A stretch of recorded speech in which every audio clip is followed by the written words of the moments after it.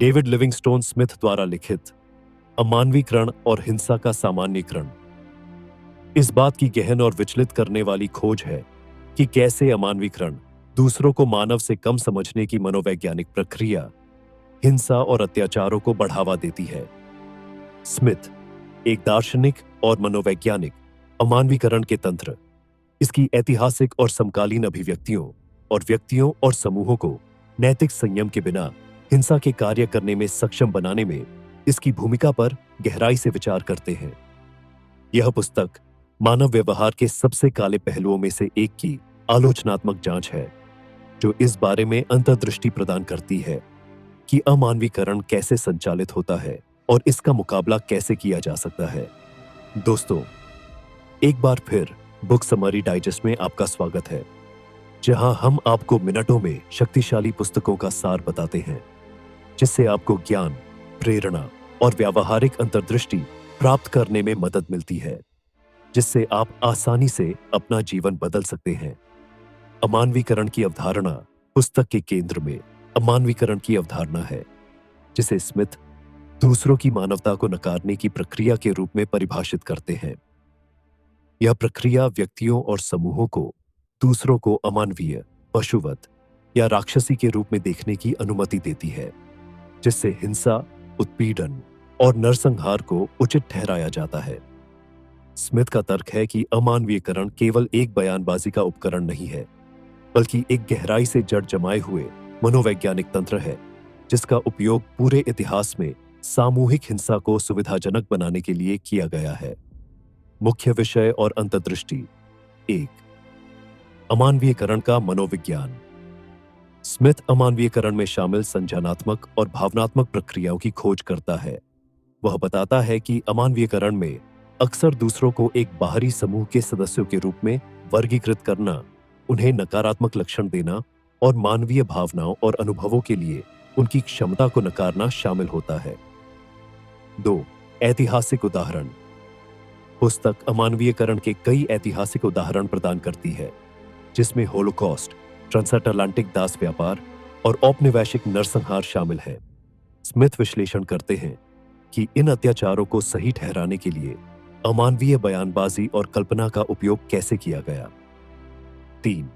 समकालीन अभिव्यक्तियां।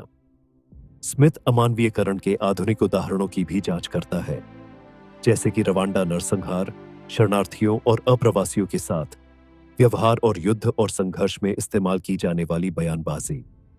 उन्होंने इस बात पर प्रकाश डाला कि कैसे हिंसा और उत्पीड़न को उचित ठहराने के लिए अमानवीयकरण एक शक्तिशाली उपकरण बना हुआ है। 4. भाषा और कल्पना की भूमिका। अमानवीयकरण में भाषा और कल्पना की महत्वपूर्ण भूमिका होती है। स्मिथ चर्चा करते हैं कि कैसे अपमानजनक शब्दों, रूढ़ियों और प्रचार का उपयोग व्यक्तियों और समूहों की मानवता को छीनने के लिए किया जाता है, जिससे उनके खिलाफ हिंसा करना आसान हो जाता है। 5. नैतिक विघटन। अमानवीयकरण नैतिक विघटन को सुगम बनाता है, जिससे व्यक्ति अपराध या पश्चाताप का अनुभव किए बिना हिंसा के कार्य कर सकते हैं। स्मिथ बताते हैं कि यह प्रक्रिया कैसे काम करती है और बड़े पैमाने पर अत्याचारों को सक्षम करने में यह इतनी प्रभावी क्यों है।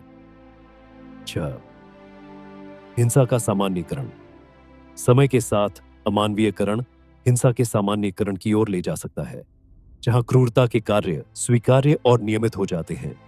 स्मिथ इस बात का पता लगाते हैं कि यह सामान्यीकरण कैसे होता है और समाजों के लिए इसके विनाशकारी परिणाम क्या हैं।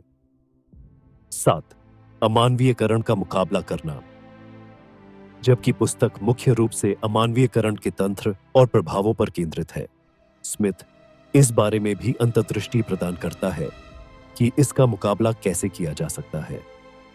वह अमानवीयकरण का मुकाबला करने और अधिक मानवीय दुनिया को बढ़ावा देने में सहानुभूति, शिक्षा और नैतिक प्रतिबिंब के महत्व पर जोर देता है।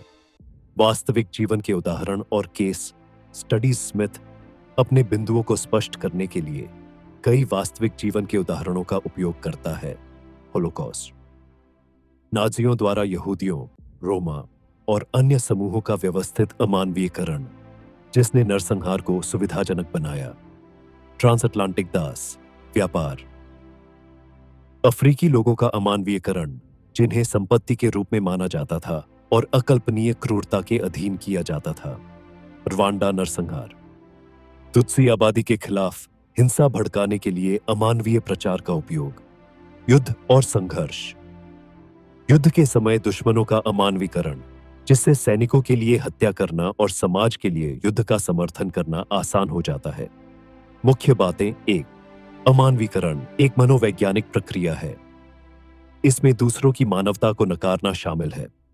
अक्सर वर्गीकरण, रूढ़िबद्धता और अपमानजनक भाषा और कल्पना के उपयोग के माध्यम से। 2. ऐतिहासिक और समकालीन प्रासंगिकता। अमानवीकरण का उपयोग पूरे इतिहास में अत्याचारों को सही ठहराने के लिए किया गया है और यह हिंसा और उत्पीड़न को सक्षम करने के लिए एक शक्तिशाली उपकरण बना हुआ है। 3. भाषा और कल्पना की भूमिका। अमानवीकरण की प्रक्रिया में भाषा और कल्पना महत्वपूर्ण है। धारणाओं को आकार देना और हिंसा को अधिक स्वीकार्य बनाना। 4. नैतिक विघटन। अमानवीकरण व्यक्तियों को नैतिक रूप से अलग होने की अनुमति देता है, बिना अपराध या पश्चाताप के हिंसा के कृत्य करता है। 5. हिंसा का सामान्यीकरण। समय के साथ अमानवीकरण तो हिंसा के सामान्यीकरण की ओर ले जा सकता है, जहां क्रूरता स्वीकार्य और नियमित हो जाती है। 6. अमानवीयकरण का मुकाबला करना। अमानवीयकरण का मुकाबला करने और अधिक मानवीय दुनिया को बढ़ावा देने के लिए सहानुभूति, शिक्षा और नैतिक चिंतन आवश्यक है। अमानवीकरण और हिंसा का सामान्यीकरण तो मानव व्यवहार के सबसे परेशान करने वाले पहलुओं में से एक की एक गंभीर और विचारोत्तेजक जांच है। डेविड लिविंगस्टोन स्मिथ के सावधानीपूर्वक शोध और सम्मोहक विश्लेषण ने इस बात पर प्रकाश डाला है कि अमानवीकरण कैसे काम करता है और व्यक्तियों और समाजों के लिए इसके विनाशकारी परिणाम क्या है। यह पुस्तक अमानवीकरण के खतरों और इसके सभी रूपों में इसे पहचानने और चुनौती देने के महत्व की एक स्पष्ट याद दिलाती है। अमानवीकरण के तंत्र को समझकर हम एक अधिक न्यायपूर्ण और मानवीय दुनिया के निर्माण में सहानुभूति, नैतिक प्रतिबिंब और शिक्षा की आवश्यकता को बेहतर ढंग से समझ सकते हैं। अंत में स्मिथ का काम कार्रवाई का आह्वान है। यह हमें मानव स्वभाव के अंधेरे पहलुओं का सामना करने और एक ऐसी दुनिया के लिए प्रयास करने की चुनौती देता है जहां सभी व्यक्तियों की मानवता को पहचाना और सम्मानित किया जाता है। यह शक्तिशाली संदेश अमानवीकरण और हिंसा का सामान्यीकरण को हिंसा और उत्पीड़न की जड़ों को समझने और संबोधित करने की चाह रखने वाले किसी भी व्यक्ति के लिए एक आवश्यक पठन बनाता है। यदि आप हमारे प्रयासों की सराहना करते हैं तो कृपया हमारे चैनल बुक समरी डाइजेस्ट को लाइक, शेयर और सब्सक्राइब करें, क्योंकि यह आपके लिए बिल्कुल मुफ्त है। जल्द ही हमारे अगले वीडियो में मिलते हैं।